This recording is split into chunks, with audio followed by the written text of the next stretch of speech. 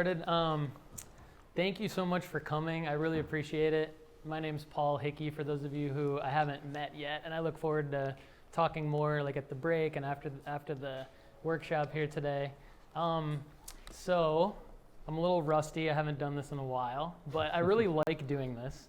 I want to first say thanks to Jacobs Cohen for hosting the event. They have an awesome space. They do a lot working with small businesses and startups and really any kind of company. And I've known the partners here for several years. Tommy Jacobs and I go way back about, 12 years or so now. And so he started putting this space together about 4 or 5 years ago. And it just continues to get nicer and nicer. So just want to say thanks to Jacobs Cohen for letting us come out and do this event here free of charge, and thank you guys again for coming out. I think we have a good amount of people to just quickly go around the room and just introduce each other before we get started, and then we can get into today. Before we do that, one of the people sitting out here, Ben Cooper, he's actually going to present. He's from Amplify, COO, and similar to Jacobs Cohen, who does basically CPA services. Data-driven design obviously does digital marketing, web design and development, and custom software. Ben's company has a different way of servicing small businesses, startups, entrepreneurs, but he thinks very much like the way we think at data-driven design, which is really around how to be efficient and use your time effectively by looking at data and looking at, how to be profitable, essentially. So Ben's, I think, from Nashville, or had lived in Nashville and has moved to the Indianapolis area.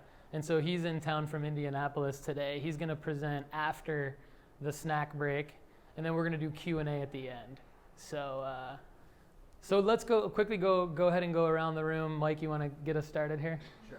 I'm Michael Woodnorth. I own my own consulting company focused on helping nonprofits develop sustainable business models that are mission aligned. Kelly? I'm Kelly. I'm from the Spring Hill Chamber of Commerce. I'm the marketing and events coordinator there. I'm Morgan. I'm the grants coordinator / marketing / communications / anything that falls in that bucket for a nonprofit called The Next Door. Awesome. Sue Skaggs, new entrepreneur, elite task managers, personal concierge. Awesome.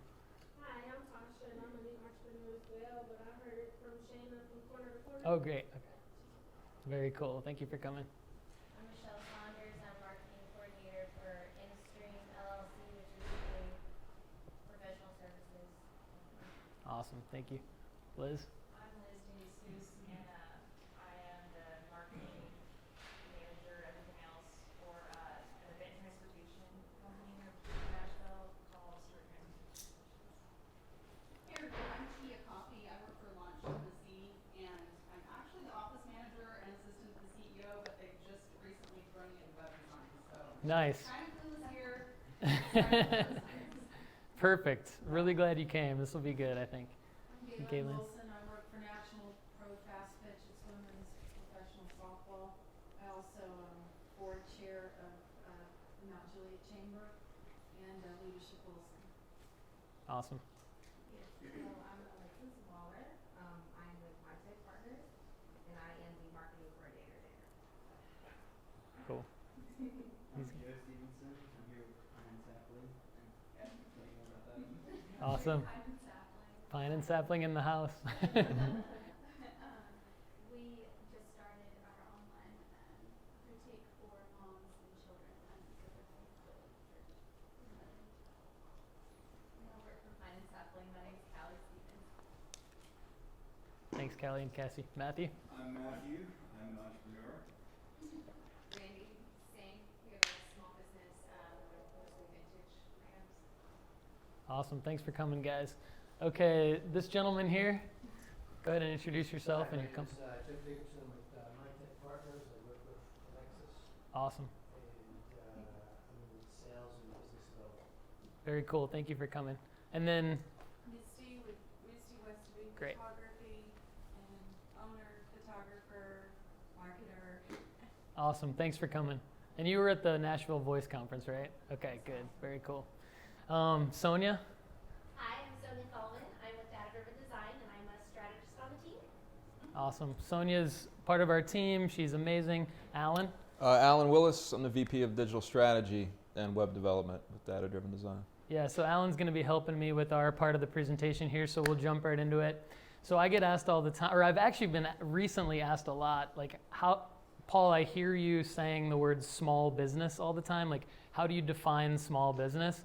And actually, this is exactly how you all just introduced yourself. Like, this is how I define small business.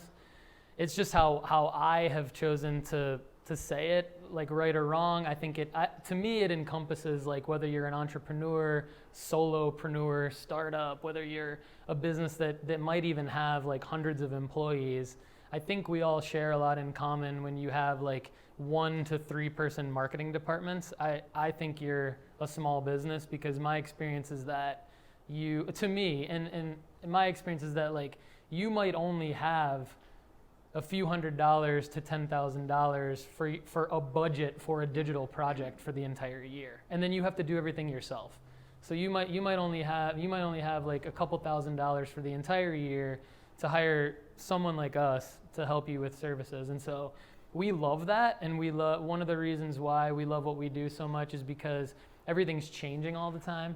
So we're constantly learning and teaching ourselves, and then getting into a position where we feel like we know enough about it to come out and do workshops like this so that all of you can become as self-sufficient as you can possibly be, to team up with people like Data Driven Design, companies like Data Driven Design, Amplify, Jacobs Cohen, to get whatever services that you might not be able to do in-house, but then be as self-sufficient as you can.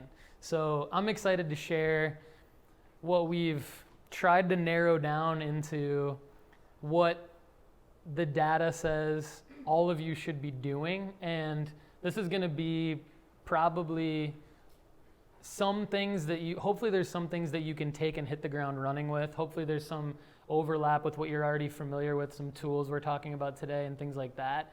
But I do think there'll be like a good percentage of the content that Alan and I present today that'll be just a thought starter for you, and you'll be like, okay, holy crap, like this is something I didn't necessarily know would be as much work or as much as I would need to dig in. But I think that you're all here because you kind of already know that. So I really, really appreciate your willingness to come out and kind of learn with us. So, okay, so we're going to cover communicating your value proposition and differentiators, which is easy to overlook.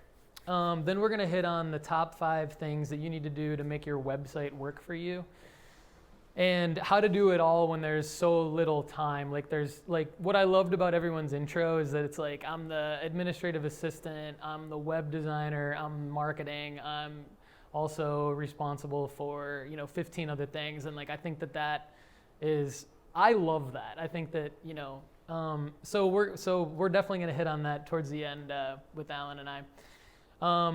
So the top questions we get asked, we want to make sure that this is like first and foremost here, and that everything kind of revolves around this. And you'll see why the theme's kind of infused in a little bit more of the presentation. But so we always get asked, how do we rank high on Google? Which is an extremely valid question, because the data still tells us that Google organic search is still about 60 to 70% of the way that everybody finds your website. How do we generate more leads and sales? Of course, through our website. So that's number 2 that we always get asked. How do we make our website look better aesthetically? Which is obviously, again, everybody wants something that looks good aesthetically. Matthew is one of the better designers that Alan and I have ever worked with, and he's been tasked with things like that in the past. And so it'll be interesting to get like everyone's take in the room on this content today. But looking aesthetically is extremely important for your brand. So talking about communicating, the first part, communicating your value proposition and differentiators. So one thing that I think always gets overlooked is the fact that you have a value proposition. your business has a reason why people do business with you. And it's easy to get into your daily grind and just not even think about that. It's easy to just think about, again, how do we rank high on Google? How do we generate more leads? And how do we make ourselves look good? And the number one core thing is you're in business for a reason. People choose to do business with you because you are special. So you need to examine that, and you don't have to overcomplicate it. So don't overthink it. But the number one thing that you don't want to miss is this value proposition and how you're communicating it. And so starting with content is the way to do that. So your content strategy is what makes you different from your competitors. And it's also why Google chooses you. So it's your content strategy hits on kind of the answer to number one and number two of the questions that we get asked most often. And so without content and without the content strategy, it also limits your design aesthetic, because you don't have anything to design around if you don't have your differentiator, your value proposition. And what I mean by that is just simply, if somebody asked you, why should I do business with you? What's your answer? And I think to practice that answer, to write out that answer multiple times, to look at the emails that you send to people about your company, to listen to yourself when your friends and family ask you what you do, and then to kind of like be constantly synthesizing that and like practice writing it out. Like that should actually be what gets put on your website. That should actually be what you're blogging about, what you're talking about on social media. So we'll get into that even more. Articulating the real reasons why you're special, it doesn't have to seem special, but it just has to be just the answer to the question. Like, why are you in business? And so again, the top three questions we get asked, I mean, the answer to all the questions is content. Ranking high on Google, it's why Google chooses you. It's how you generate more leads, and I'm going to show you more about that in a minute. And it's how to make your website look better aesthetically. So now let's get into some tactical stuff, because it's easy for me to sit up here and talk about content strategy, and a lot of people do that, but what we like to do at Data Driven Design is actually get really tactical. We have 9 people on our team that are just always implementing. And so turning frequently asked questions into how-to tips is my number one. I'm doing that all the time in my role for Data Driven Design, and it's taken me years of practice, and I'm still not as good as I want to be at it, but I'm to the point where I feel like I'm in a groove, and I just keep doing it and doing it and doing it. And what I love, Kelly and I were having a conversation before we started about the Instagram GIFs. I say GIF like the peanut butter, but the story stickers that you can make and upload to Giphy.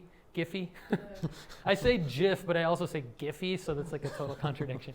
But anyway, so that's a how-to tip, and that came from a conversation with a good friend of mine who just told me, he was like, hey man, it's free brand awareness to make a sticker. Everyone's using these stickers on Instagram, and if you figure out how to make them and upload them, then it's free brand awareness. You can actually track the data around it, which is really cool. And so every time I'm hearing something like that, Sonia had a good one earlier about LinkedIn, connecting with people on LinkedIn in the geographic region that you're in. Tanner did one for us on Snapchat filters, because we did a Snapchat. So it's like anytime we're doing anything, we're turning it into a how-to tip.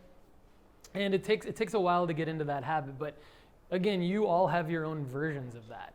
So it probably is easier for me to stand up here and be like, well, yeah, I'm doing all these how-to tips. Well, they're unlimited for me because of the business that we're in, where everything's constantly changing. And it might not be as frequent for you all, but they're still there. You know what the top questions are that you get asked all the time.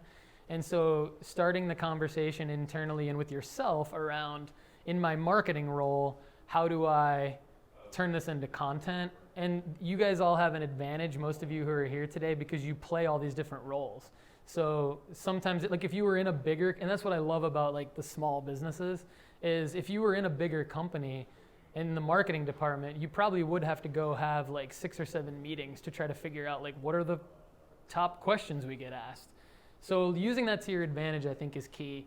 Documenting your process and your daily grind, I think, is one that's like super hard to get your mind around doing.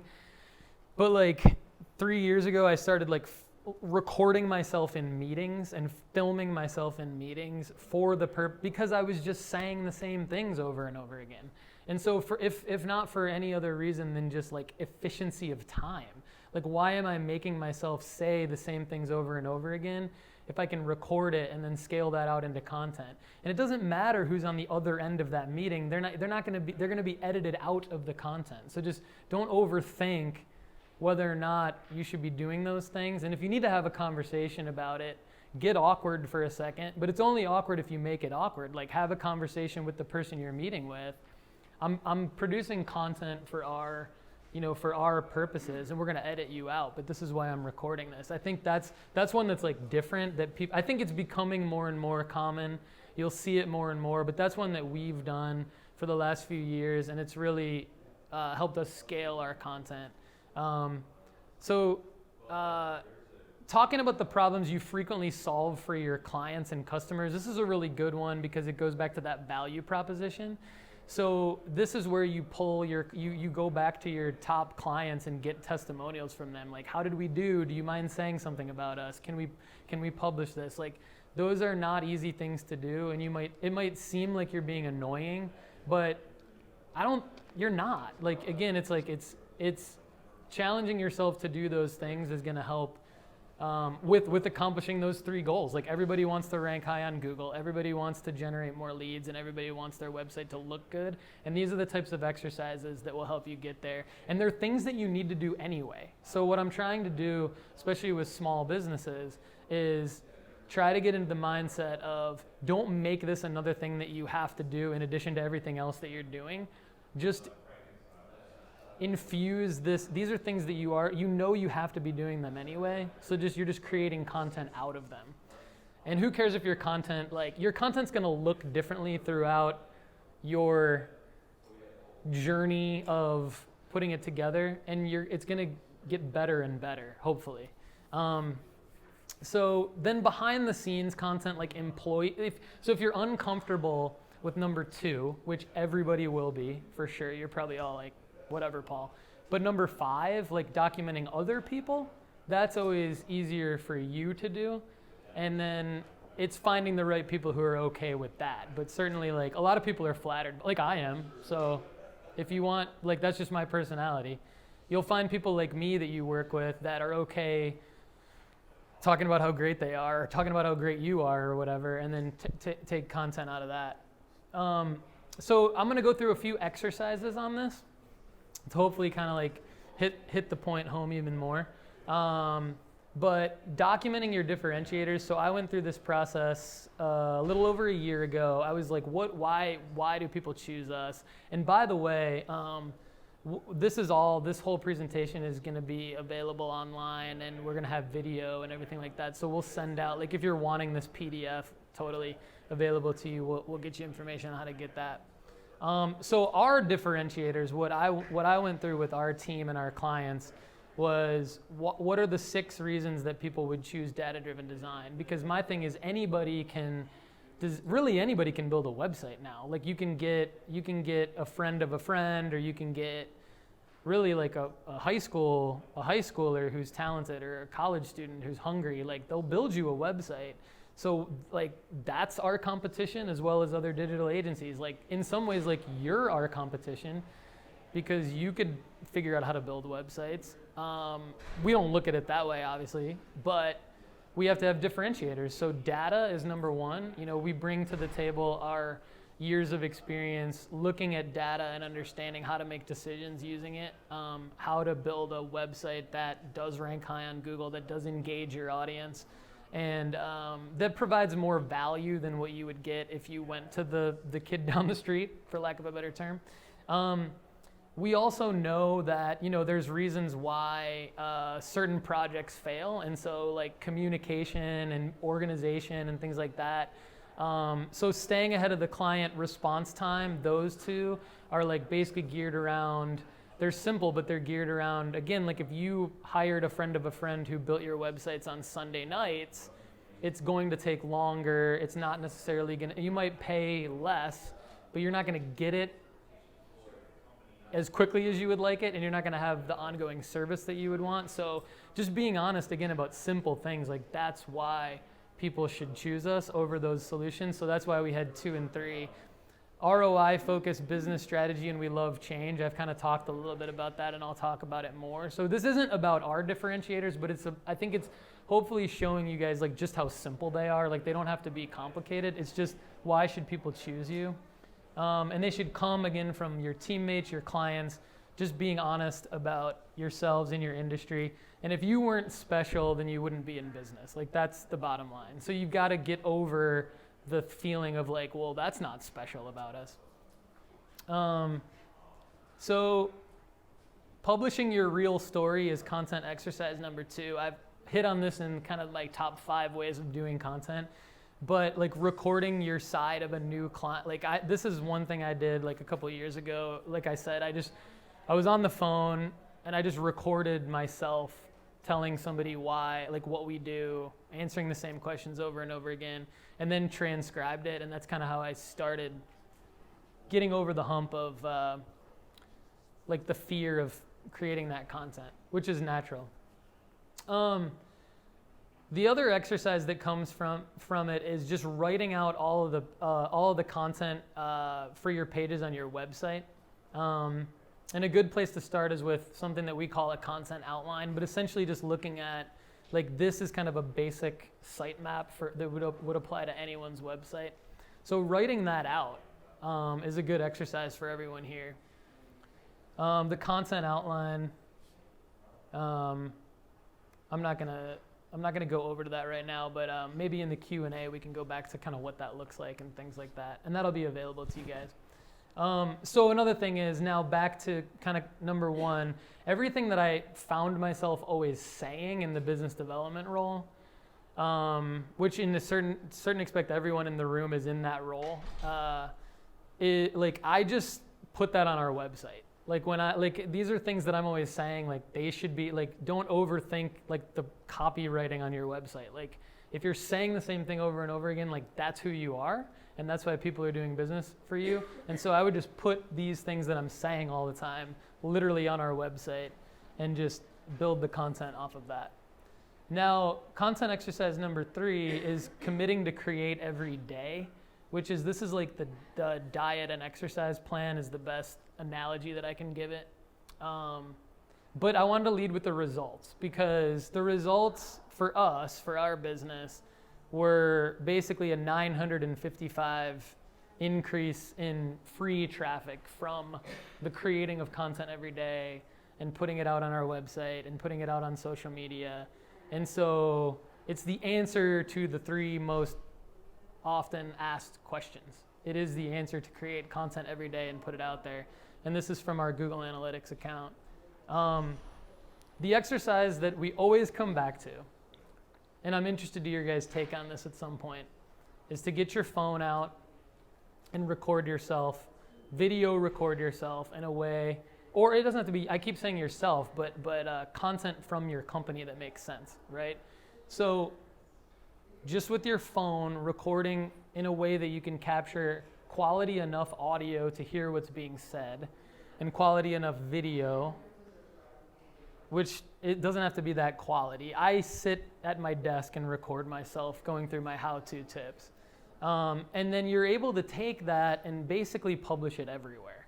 And so I'll walk you guys through basically what we're doing for essentially all of our clients that engage with us in this way. And we might not always, so with small businesses, which is primarily who we work with, like the budget doesn't allow itself for an agency to be executing all of this, so it's always a team effort. It's always like, okay, what can you guys do? How can we help coach you with these kinds of things? And then what types of things could we do to help support you? But I'm using myself as a small business owner with you guys as an example of what I do. So this is my content spreadsheet. And essentially what I do every day as part of my business development role is, Alan already had it open for me. Thank you. Okay, so this is basically like this year of content. And so you can see across the top that I have, my columns are basically my social media pages. And these are all the pieces of content that I've created just doing what I normally do on a daily basis, like just doing my job, creating content while I'm doing my job. All these different pieces of content that essentially have allowed me to post on my LinkedIn personal profile, a LinkedIn article. These are the ones I haven't posted yet, so this is how I keep track of it. Like I'll create something, put it over in column A, a link to it in column E, and then I've got a link to all the social media places that I want to post it over in these other columns. And so it's just the only way, like there's no possible way to remember where you posted everything. But I want to try to not duplicate all these posts and get sloppy about it. So I've tried to put myself in a position where as I'm doing all these other things in my role, I'm creating content, logging it, and then logging where I've also posted it so that so this is like if I have 10 minutes before a phone call, or if I have 10 minutes before I have to take Max, my son, to his soccer practice or something like that, and I can post everywhere in 10 minutes on these platforms. So it's about getting into the routine of being able to do that. And so these are the platforms that I've chosen to post on, and we'll talk about again. Don't worry, we have the section on like how to do it all. Yeah. Yeah, column A is the title. It's just the title.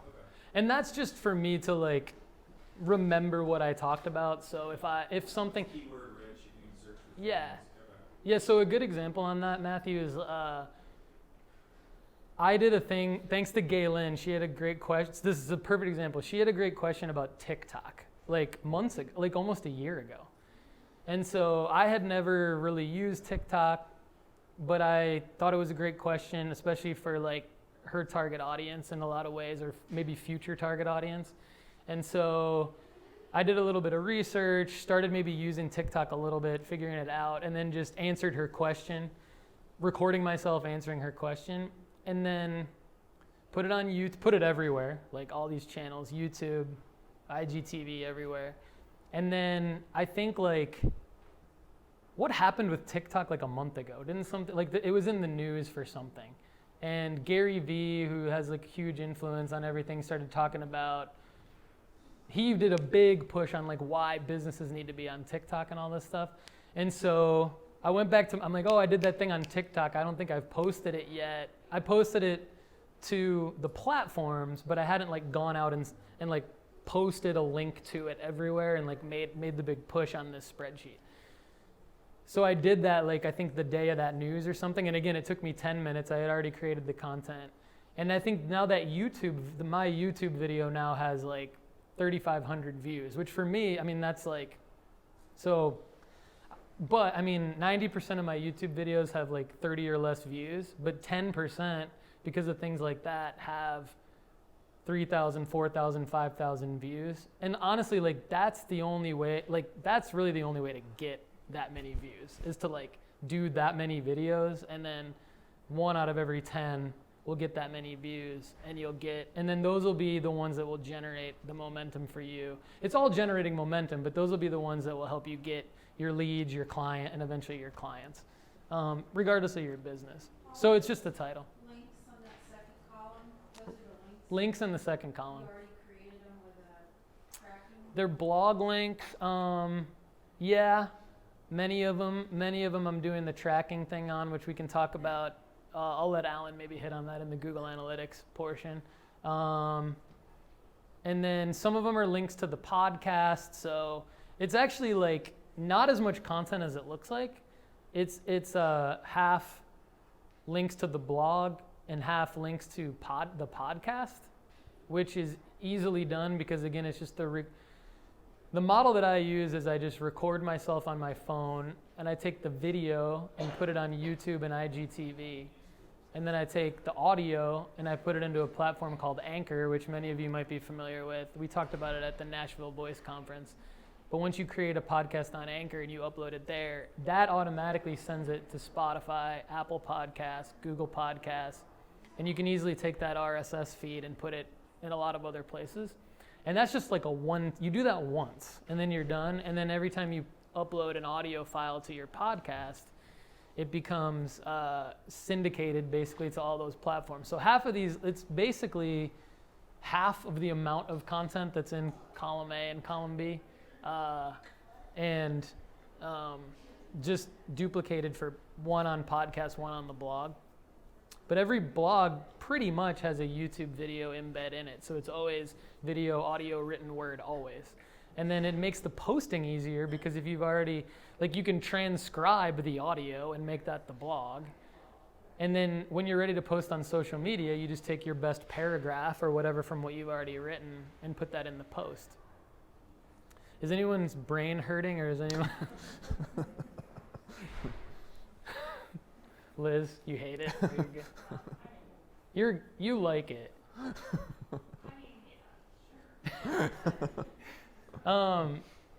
So, all right. Now we're going to just focus on, after my craziness, which will always circle back around to my craziness, now we're going to let Alan take the lead on walking you through the top. So this is like, all right, if you take nothing of what I just said, these are now the top 5 things that you actually need to do to make your website work for you. So I'll let Alan trade spots with me and take the lead on this. Yeah.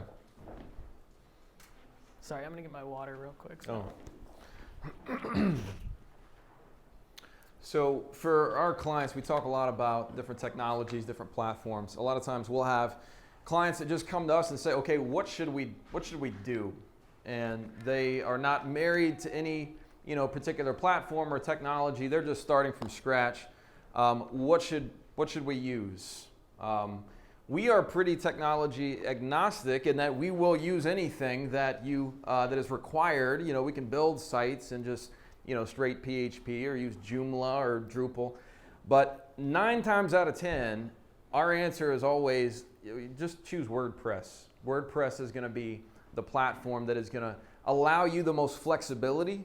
It's going to allow you to actually take control of your content and be able to easily upload or easily update the content that's there, but also the design as well, the design aesthetic.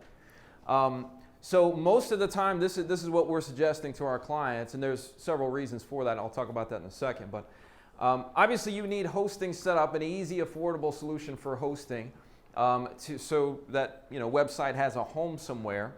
But then WordPress now has a number of really, really useful, user-friendly drag and drop themes. So we're talking about the ability for you to sort of kind of design your site yourself, because you've got the ability to just drag content around various content modules so that you can get a landing page up quickly that looks really, really good.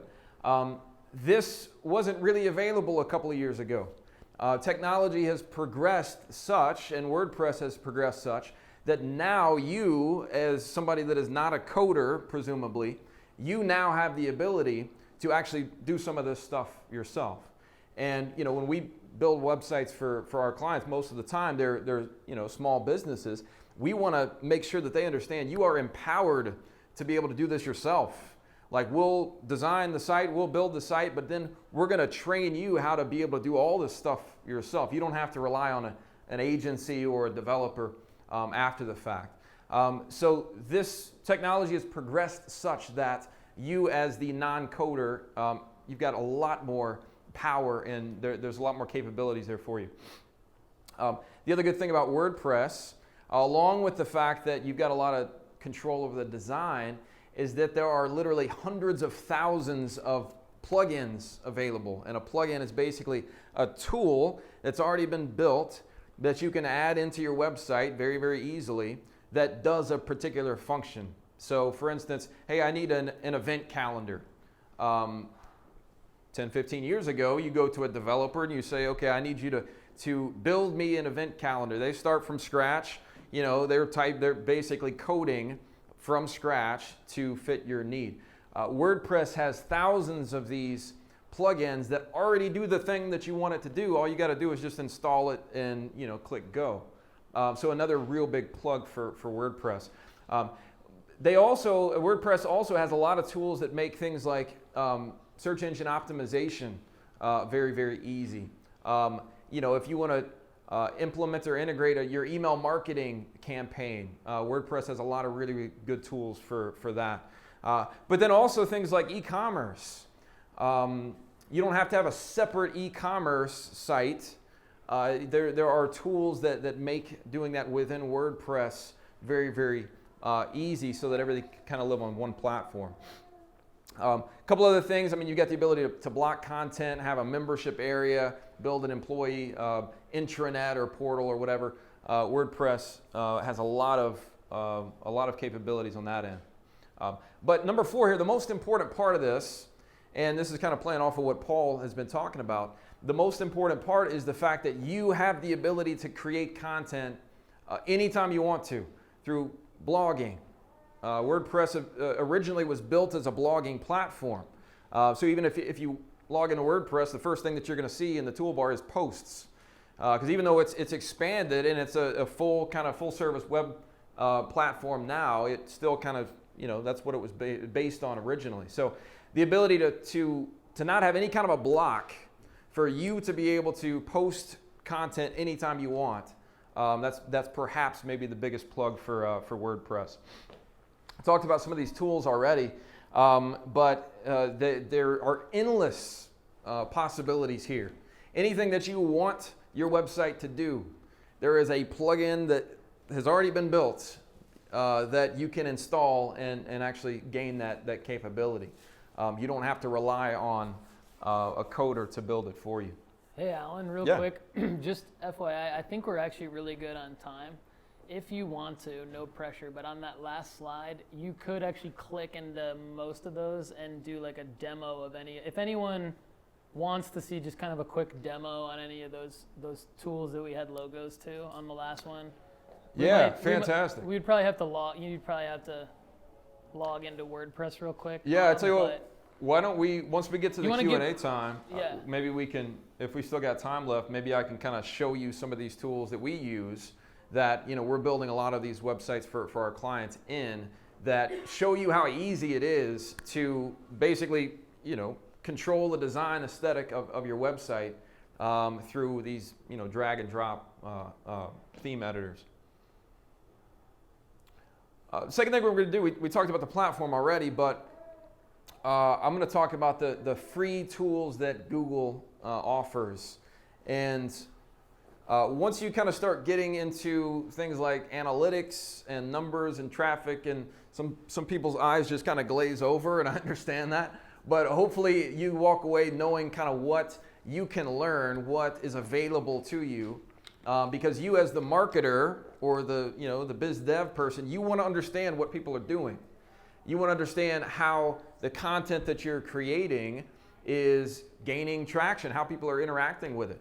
You want to understand how people are already using your website and what they're doing on it. So we're going to talk about Google Analytics. We'll talk about Google Optimize, which is a tool that allows you to do A/B testing. So if you've got a particular piece of content, or you've got a tagline that you think is going to be really effective, or even down to like things like button color. Like, did you know that orange is going to be twice as effective as a green button? There are things like that you don't really know, but psychologically people react differently to design elements and colors and taglines and different types of content. So being able to actually throw up an A/B test and say half your traffic goes to this page with an orange button, half your traffic goes to this page with a green button, and then just looking at the numbers.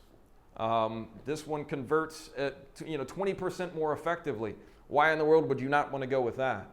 But those are decisions that you can't really make unless you've got the data to back it up. Google My Business, incredibly important now. Most of the time, if a user is searching for you or for keywords related to your business, a lot of times now the first thing they're going to see is that giant Google My Business box that pops up in the right hand side. Understanding how important that is, but then understanding kind of the all the data that you can actually get out of that is super important as well. We'll talk about that. And the last one here, Google Search Console. This is another free tool that Google makes available. This allows you to monitor the overall health of your website. So Google Analytics will give you an idea of what the traffic is doing. Google Search Console will give you an idea of if there's any problems on the server side, or what are people actually typing in to get to your website, the search queries. Do you have any pages that are throwing up errors? Do you have any pages that are indexed by Google but are currently going to a page that's like a dead link? A lot of times you don't really know this stuff, especially if you've got a lot of content on your site. Google Search Console gives you this information and allows you to dig in and fix those issues. So this is, if you were to log into Google Analytics, and I'm sure some of you do this on a semi-regular basis, this may be a completely new screen to some of you as well. This is what you're going to see. And again, a lot of times when people just see numbers and charts, it takes a certain type of brain to be able to react positively to that sort of thing. So you may see this and be like, oh, make it go away. But this is key in understanding what your traffic is doing, what users are, how they're interacting with your website. How effective is your website in actually reaching your customers? You know whether or not people are submitting contact forms, right? Or going through the checkout process, or clicking on your, you know how many calls you get from your website. Well, what else do you need to know? You need to know, okay, are people landing on my website and then bouncing as soon as they get there? The bounce rate. The bounce rate is anytime somebody comes to your site, it doesn't interact with any, doesn't go to any internal page, doesn't click on a button, doesn't go anywhere else. They just see it, scream, and then just leave immediately. That registers as a bounce. So understanding your bounce rates. Typically we see, 40%-ish bounce rate. But if you open up Google Analytics and you see a 90% bounce rate, holy cow, something's wrong. There's something about your website that is not effective in reaching people. So understanding the bounce rate, but there's also these other engagement metrics, like how many pages are they going to every time they go to the website? How long are they spending on the website? The session duration. The overall number of page views or number of sessions per user. How often are they coming back? These are all metrics that Google makes available, and again, this tool is free, so why not take advantage of it and understand the data that you can actually pull out of this. This is a relatively recent, I guess within the past 6-7 years. Google makes some demographics information available to you as well. So you can understand, okay, what's the breakdown of male to female users on my website?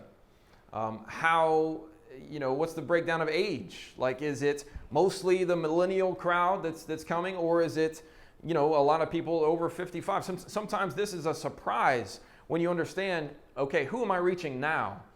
And how should I be speaking to them? Obviously, you're going to probably speak a little bit different to a millennial than you would, somebody that's 45 or 50, right? There's usually different priorities that people have if they're coming to a website based on their age group that they fall into. So understanding not only the male-female breakdown, but also the age group, that's going to help you make some informed decisions as well. Another thing that Google makes available is interests. So what are the things that they have clicked on, or what are the things that they've self-identified as being interested in, and then how does that break down on the website? So most of the time you don't get a lot of data here, but sometimes this can be really informative in understanding the type of user that you're getting. Beyond just the age, beyond just the gender, what are the types of people, what are they interested in? Sometimes this can be really helpful in making content-related decisions as well. Where are your users located? This is probably a lot of times as I'm walking through analytics with our clients, sometimes this is the most surprising metric. You're the Spring Hill Chamber. You're like, oh, well, all my traffic comes from Spring Hill, right? Big surprise. A lot of times you'll see outlying cities, or you'll even see people from other states coming and finding your website. Sometimes this can be really, really surprising and can help you inform how your business scales and expands. If you think that, okay, all my traffic is coming from Nashville, right? This is my people, people are walking in my store. But then you see all of a sudden, hey, I've got like 50% of my traffic coming from Atlanta. Well, as you're thinking about scaling your business and growing and expanding, well, that should be a really good indicator of maybe the market that you should be looking to get into. This understanding where they're coming, a lot of times you'll see, a lot of traffic from India or Korea or Russia or whatever. Most of the time you can just ignore that. A lot of that's bot traffic.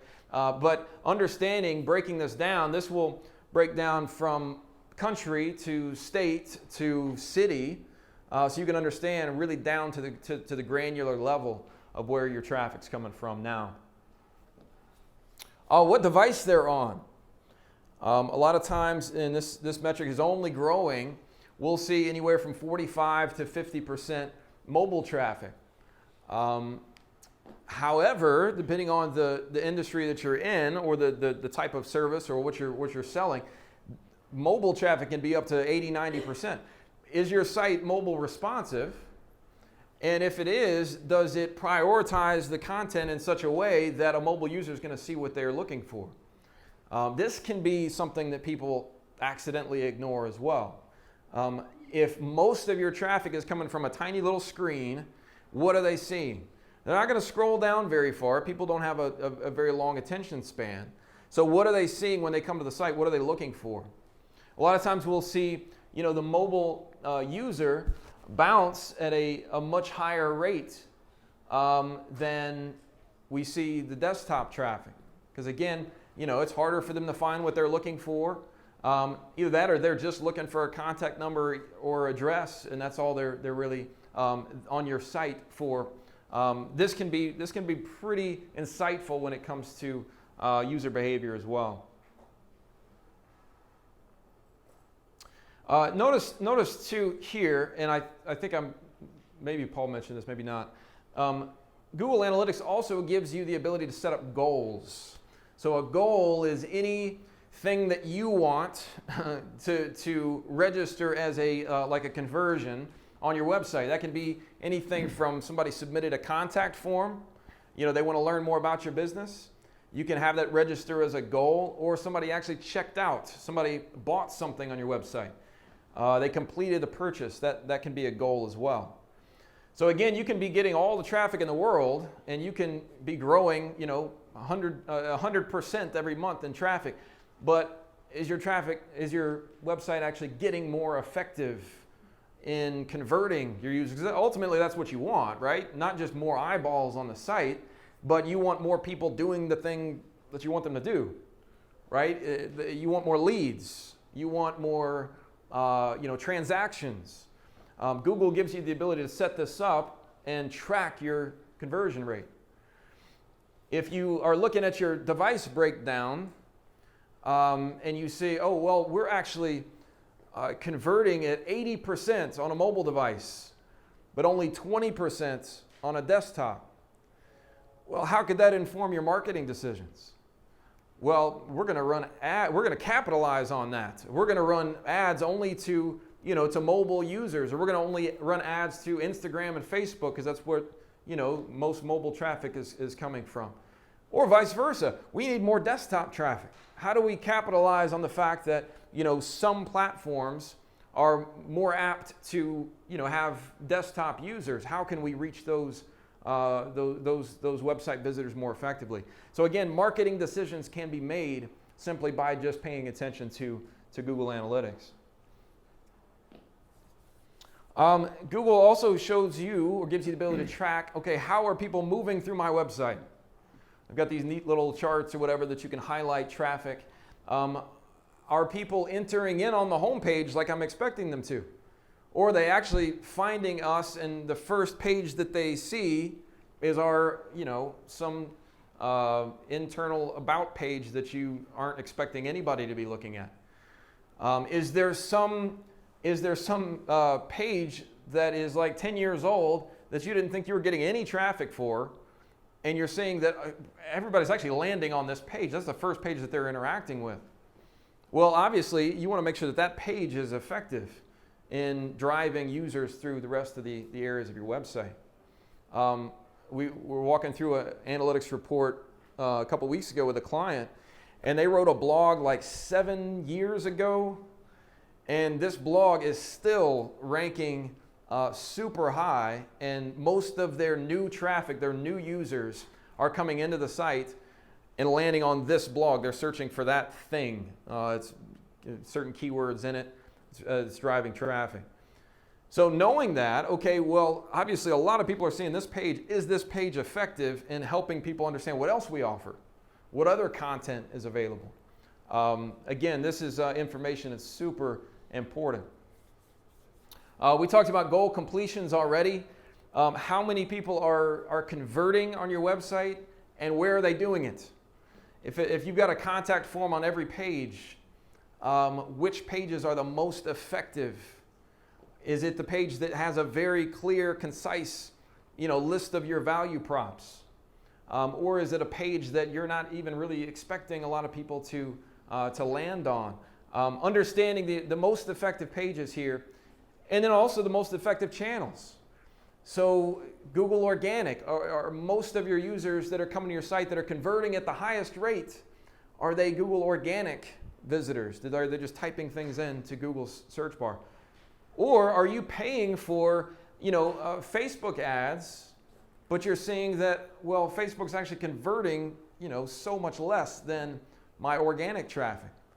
Well, that's going to allow you to make some marketing decisions too, right? I'm not going to really spend the money that I was spending on Facebook. I'm going to reallocate those funds elsewhere. But unless you understand the effectiveness of those channels, you can't really make those decisions. Top viewed pages, I talked about this a little bit already. Obviously, understanding the bounce rate for each one of these pages is important, understanding the effectiveness. Let's talk about Google Optimize. I mentioned this already, but Google Optimize gives you the ability to A/B test content on your site. So you have the ability to test things like different messaging. If you've got a big block of text and you're thinking that this is the most effective way to reach your users, and you're expecting them to go from this page to another page, but you're not sure, maybe you throw up a test and the other page that you send half your users to is just a couple of bullet points. Then you say, okay, which page has the higher bounce rate? Is it the one with the giant block of text that nobody's reading, or is it the one with the concise, very, presumably more effective bullet points? Then, of course, you make the decision. Okay, this has the better metrics. This is the more effective page. Let's make this the permanent page. Google Optimize gives you the ability to do this.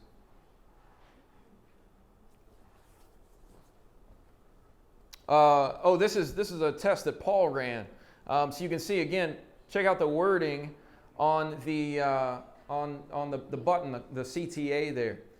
Is request a quote, or is let's talk more effective? Somebody take a guess. Which one do you think is more effective? Session duration, 1 minute, 5. This is percent of new session. Bounce rate, 2%. This is the let's talk button. I'm assuming you don't have another slide, so I'm assuming that's the one that won. Oh, the winner is request a quote. Because there's 7 minutes. So when request a quote was served up to the 50% that it was served up to, people spent 7 minutes on the website, 6.36 pages per session. And when the other 50%, the let's talk, just under 50%, but still enough of a sample size, half the amount of time pages-wise, and only 1 minute on the site. And then the bounce rate's pretty good. overall for both, but the other slide that I didn't put in here is conversion. So we have goal completion set up, and there were more goal completions with the request a quote. So that was the winner. And I love the delivery of guess which one won, because like that's what we don't do. We will literally say like, let's not even waste time guessing which one will win. Let's just run an A/B test, because it's super easy to do that. And we can teach you how to do that. And the fact that you all guessed wrong actually made that really good. That was brilliant. Yeah, thank you for guessing wrong. Some of you probably guessed right, you just didn't say it. But think about it too. I mean, you know, Let's Talk, obviously a little bit more kind of, maybe trendy way of helping people, press that button. But request a quote is super clear. There's no ambiguity there, right? It's like, that's exactly what I want to do. You could click that Let's Talk button and have no idea what happens, right? It could be like a chat box. You really just don't know. Request a quote is a lot clearer, maybe a lot more boring, but it's a lot more effective. And that's really, all you care about. Matthew. Get into the why they click there, or is it more open to interpretation just by reading the data? Or does it have using keywords like pay to quote or something like that is more ambiguous than Let's Talk? Yeah, it's more of the latter. It's more of like just reading the data, but you can customize. You can get pretty granular in terms of customizing what you want to measure. So I just wanted to measure web engagement and the request to quote. It is a goal that I have set up to actually get somebody to fill out a form. But Let's Talk could be verbiage that could line up a time to talk. So in my mind, it was a logical experiment to run on button copy. And but you can get super granular in Google Optimize with what you want the data points of the experiment to be. So it's more of the latter of what you said, but you can really customize that. And the reason why I think we spend so much time on Google Analytics, I'll just give a quick story and then hand it back over to you. So this is a good time to say this. Google Analytics, as you can tell, we put a lot of work into Google Analytics. It's because it helps you save time. It makes you more productive and more efficient. Because you're not guessing, because you're not sitting in meetings thinking about what something should say or what something should look like. You're just looking at the data and then going. So what we always say is spend 30 minutes a month, which is doable within everyone's busy schedule. Spend 30 minutes a month looking at Google Analytics and play around with it. You can actually go into Google Analytics now. There's like almost an AI type feature where you can type in what you're looking for and it'll auto populate like 5 questions that will answer what you're looking for. That's new. That's like new in the last 6 months. But Alan and I have been through a lot of projects where like clients have literally started over at the last minute because they had a friend over for dinner the night before of a website launch. And after spending like maybe tens of thousands of dollars on a website, or maybe just even a few thousand, it kind of doesn't matter. They got someone's opinion at the last minute and changed everything and started over. And so they wasted money, they wasted their time, everyone else's time. And so that's when we were like, okay, there's got to be a better way. We're cutting to the chase, we're looking at data. So all the time that we spend on the front end and encouraging people like you guys to learn this stuff because it's free, just spend a little bit of time every month learning it, like it's going to save you money. It's either going to save you money in starting over, or it's going to save you money in a lot of the marketing decisions Alan talked about. So then last thing I'll say real quick, because I have to do like a business development plug for everything. That's the, we're all selling a little bit, right? So, but I think this is really cool. So we talked to a lot of people like yourselves that we've worked with throughout the years, and we said, are you using Google Analytics? And the answer was basically, we love it, but no, we just don't have time for it, and we're not going to do the 30 minutes a month. So it's like, I get it. Perfect timing, because we have voice-based apps that are now becoming more and more, the data is showing that like not only are more and more people using it for their home life, but they're also using it at work, believe it or not. And so we have Shanna in the audience and other people that were at Nashville Voice Conference. So some of you might be familiar with this. But what we decided to do is build a voice-based app that's integrated with Google Analytics. And so you can just say, hopefully this demo works. Liz, do I have permission to use your company? Thank you. Galen? Sure. All right. There's no commitment here, guys. So now you can just say, Alexa, ask data-driven design how my web traffic is doing. Which site should we look at? Stewart Transportation.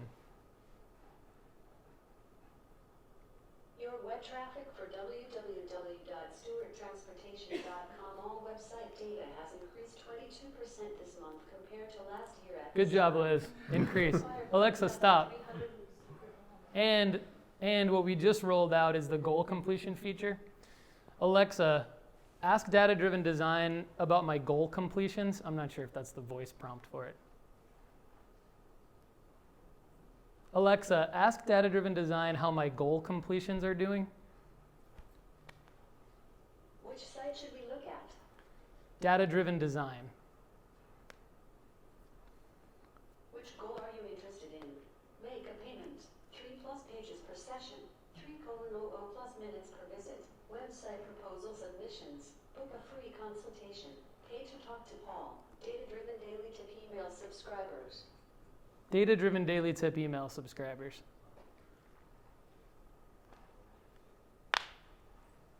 Data-driven design all website data has recorded 11 goal completions for the goal data-driven daily tip email subscribers. Alexa, stop. So what we wanted to do, I mean, basically, like, the feedback was we're not going to log into the dashboard. We're not going to find all that stuff. So we're also in the business of wanting to build these voice-based apps to make businesses more efficient and effective. So we thought it would be logical to build a skill that would do that. And so we're all about, you know, wanting to make it available for small business owners. So if anyone actually wants to use this, just shoot me an email and I'll invite you into, you'll get access to it. Some of you already have access to it, but there's basically just 6 questions you can ask, and we think we've picked the 6 that we basically always look at. Yeah. So, all right, thanks, Alan. Yeah. Second to last section here is Google My Business. Again, this is oftentimes now, anybody that's Googling your business or anything that's related to your business, very often this is the first thing that they see. And it's so prominent on the page now that there's no way for you to visually avoid it, right? So making sure that your My Business listing looks good is an accurate reflection of who you are and what your business does.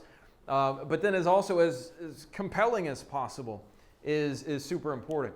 Not only that, but we get a number of data points directly out of Google My Business. Once your listing has been verified, once you have access to it, you'll be able to actually get a lot of really helpful information from it. I'm going to jump into a couple of the metrics that you see. It's nice because it shows you like a general overview of, okay, this many people viewed my listing, this many people, this is how much activity I was getting on it, or I got on it for this time period. But then it also gives you the ability to see, okay, what are people searching for? Are they seeing my map, the map? Are they searching that way? Or are they actually getting to my listing? How many impressions is the listing itself getting versus the map? I've got a couple more data points to pull out of here. Combined from maps and search results, this shows you everything from how many people have called you directly from your listing, how many people have requested directions to your location, and then how many people have visited your website as a result of your My Business listing. All very, very helpful information. You can even look by zip code, like how many people, of those who've requested directions, where were they coming from? Again, another nice, way of you understanding your user base a lot better. How are people finding me? Where are they located? You also get a little bit of an idea of how many people are discovering you for the first time. Again, people, even if they've been to your site like 30 times, they can still go to Google and type in, your name. They may not have it like saved in their browser or, favorited or whatever. But Google My Business shows you, okay, how many people are finding my website or seeing me for the first time. This discovery metric gives you the ability to do that, and that's information available as well.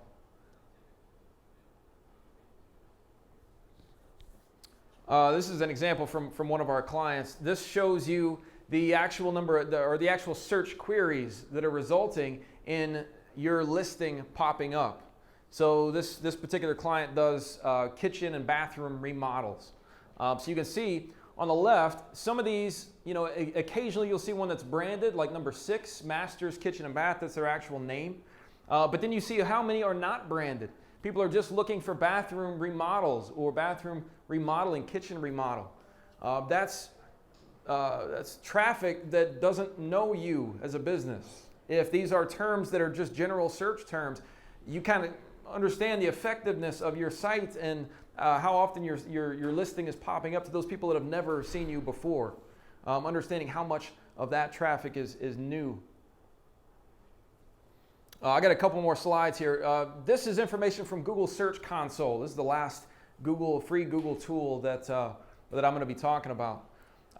Google Search Console shows data on the visibility and ranking of your site, but then it also shows you the overall site health, both from kind of the back end stuff like the site speed, the server. Are there any pages that are throwing errors to people? Here's kind of the basic overview or the dashboard.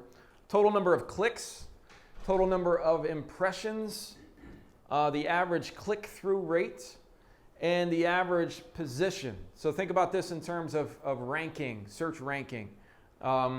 If my average position for all the keywords that I'm ranking for is 50, and there's roughly 10 results per page, this shows that I'm on page 5, right, of as an aggregate total of an average of all the keywords that I'm ranking for. So this metric is really, really important. But this one is too, average click-through rate.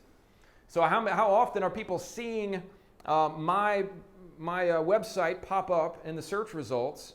And how often is that resulting in people actually clicking through to the website?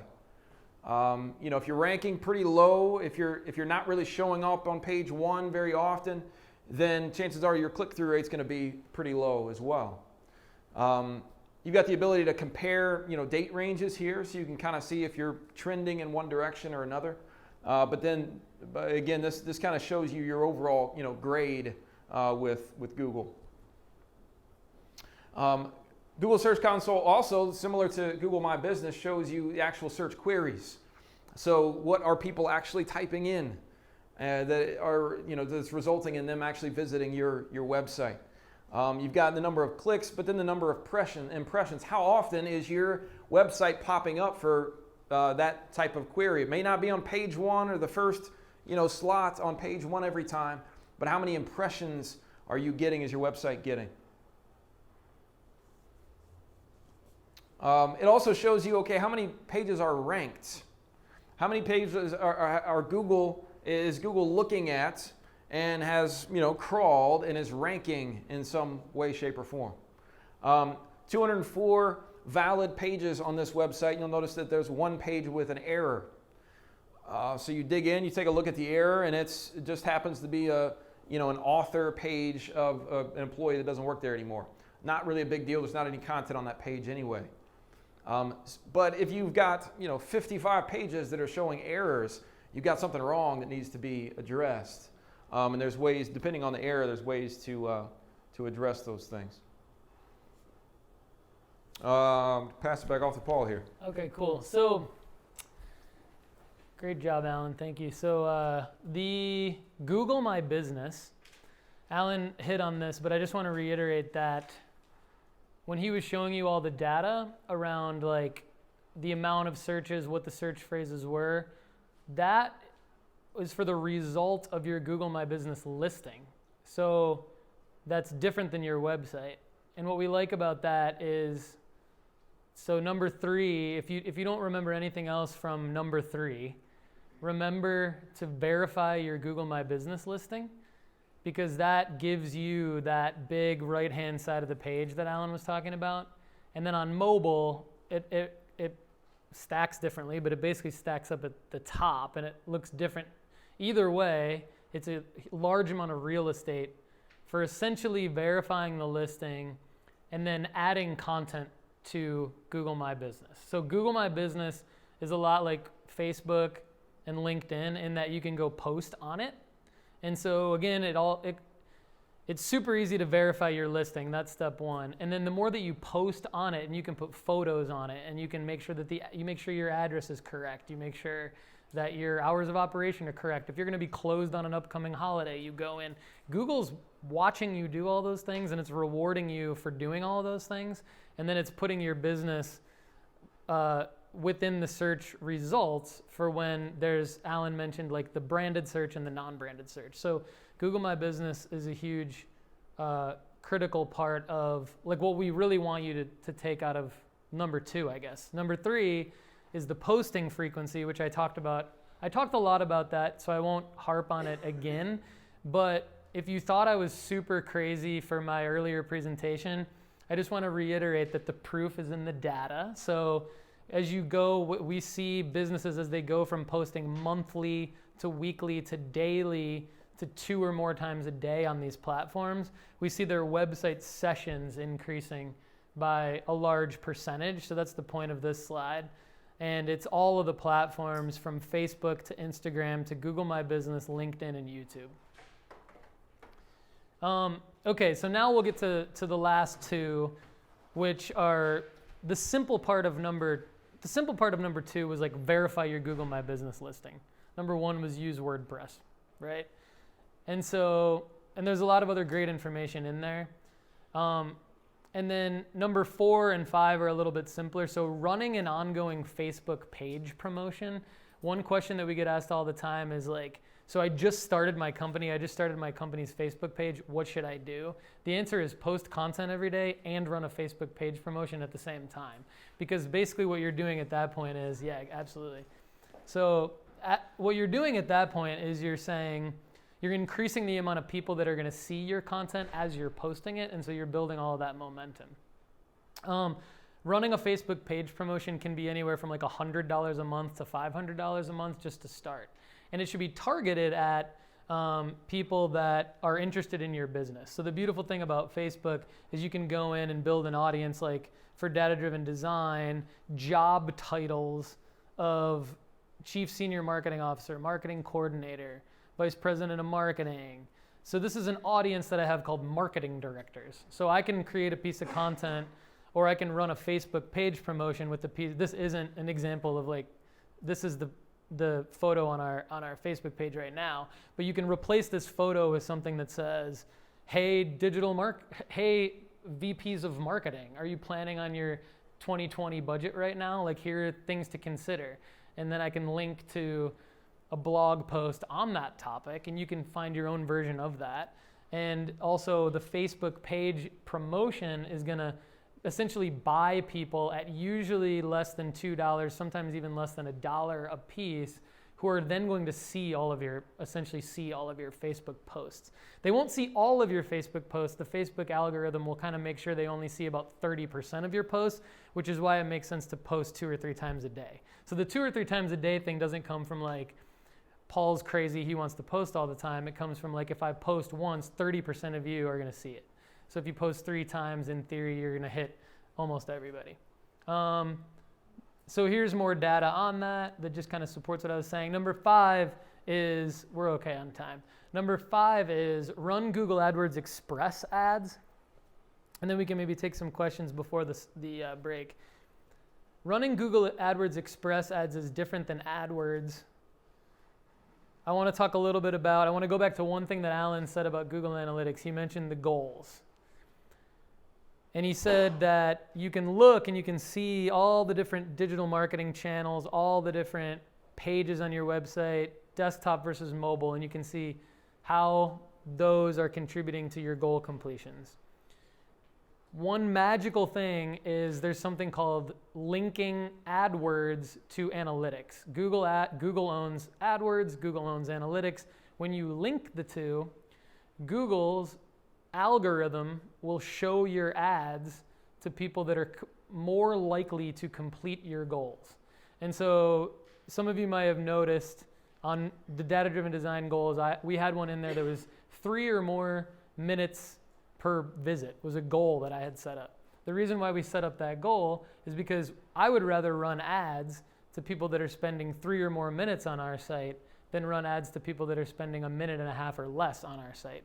So when you create a goal, you drive the goal completions, you get enough goal completions, you link the two, you can run ads to those people. And then the reason I like Google AdWords Express is A, because it works, and I'll talk a little bit about that real quick, but B, because it costs a lot less than Google Ads. Google Ads is a different product. Google Ads is where you have to bid on the top spot. So if Ben and his competitor are trying to go after a particular keyword on Google Ads, they might have to pay, if Ben pays $3 for the top spot, his competitor pays $4, they get into a bidding war before they know it, and then somebody else might come in that's a bigger company. Within a few months, they might be having to pay like $55 for a click for that top spot. The top spot is the data says the top spot is you're basically like 30% more likely to get a conversion off of being in the top spot. So you need to be in the top spot. If you're following me so far, what Google AdWords Express does is it puts you in the top spot in what's called a remnant impression. So it's when no one else is bidding on the top spot because it's too expensive, or they have their campaign turned off. They're only running their campaign on Monday through Friday from 9 a.m. to 5 p.m. for whatever reason. Google will run remnant impressions, and Google will serve the top spot up to people that are running AdWords Express campaigns. So you can run like a $500 a month ad with a fixed fee on $500 a month, and Google will rotate you through the top spot for your keywords as that top spot is available. And so what ends up happening is you get essentially, you never have to pay $55 for the click. You pay usually $2 or less, sometimes $3 or less, and you can turn on phone call tracking, and it tracks your phone calls for you off of that ad. It'll show it on mobile devices. And so what that creates for a small business owner who doesn't have time to do any of this is a fixed fee budget for $500, or it could be $100. I say $500 because that's like the optimal, like that's usually the optimal price. It's going to show you how many phone calls that ad generated for you, and it's going to show you how many impressions, and it's going to show you maps, where you were on the map. So regardless of what kind of business you are, it's going to give you data that's going to help you out. And these are the validation of what I just said. This is kind of what this looks like. You can create running an ad around a particular geographic location. You can run as many ads as you want. You can put them around different pockets of the country or the world. And then I just want to quickly talk about the last part, which is how to do it all when there's so little time. And that's really the key to that, is like using data to make the decisions. It's really giving yourself permission not to do it all, avoiding analysis paralysis. So a lot of times, and I thought of this while Alan was talking because he made me think of a lot of different things. Like a lot of times we all get worried about a new thing coming our way that we should try. And it's good that we get worried because it means that we care about our business. So should we be doing all of these new things? And it may seem like a contradiction because I'm talking about posting on 57 different platforms, and now I'm introducing Alexa, right? So there's a bunch of stuff that I'm talking about. But what you all need to do is give yourself permission to look at the data and only do LinkedIn and Facebook, and get your content right, and only do that, or only do Google My Business and LinkedIn, or only Instagram and Google My Business. Like, give yourself permission to start with only, regardless of, you're all at different places. So some of you might be doing all of this, some of you might be doing none of it, somewhere in between. But the thing is, when you get your content right, it becomes easier and easier to essentially scale that out to all the platforms. Using data to make decisions, we talked a lot about it already, but there's a couple other like cool things that we want to show you real quick. Reading heat maps is one, so you can actually see where users are clicking on your website. This is what this is. And then you can make decisions about what elements to take away. So what I'm showing you is an email pop-up that happens on a particular page. And you can basically see after you look at it that like everyone is clicking out like the X or out, like get me out of here, I don't want to see the pop-up. That's contributing to a high bounce rate. This is one example of how to use data. And then what we did here is we basically ran an A/B test. So we hit on this already, so I'm not going to harp on it again, but we're more than happy to answer any questions you have on it. But it's just an example of hopefully avoiding analysis paralysis. I just want to close with what you talked about Google Search Console. So there's all this data about errors on your site. When we get asked the question about how do we rank high on Google, usually what comes with that weeks or months down the road is like, is my site actually being seen on Google? Because like when I search for it, I don't see it. So what's up? And so there's a lot of reasons why you wouldn't see, there's tons of reasons why you wouldn't see your site when you search for it. If you look at Google Search Console, you can sleep at night because you can see really what's happening with it. And it's a free tool. So as a small business owner or marketer, what we want to try to do is help you avoid spending your time worrying about things and help you focus your time on creating the content, because with creating the content comes the three things that everybody wants, which we talked about at the beginning, which is ranking high on Google, generating leads and sales, and making your website look good. And that is it. And for everything, including what Ben's going to present later, you can just go to smallbusinesswebsiteworkshop.com, and we already have the deck to download there. And then we'll have the video. We'll have the video also within the next probably week or so. So thanks everybody for listening to us, and please stick around. Go grab a snack. Let's network, talk, and then come back and Ben from Amplify COO is going to really give you some good information about really becoming, I think, like tactics to becoming profitable in your business, and we look forward to that. So thanks.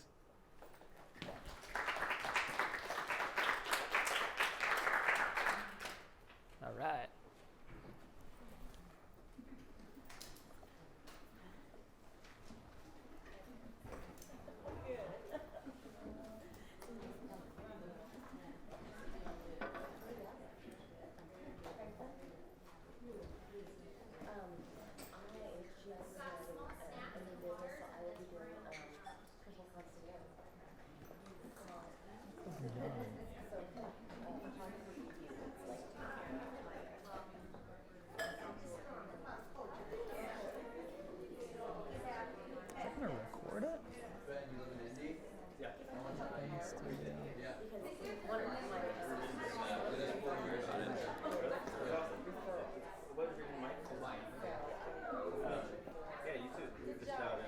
Thanks, good to see you. You too. Thanks for coming.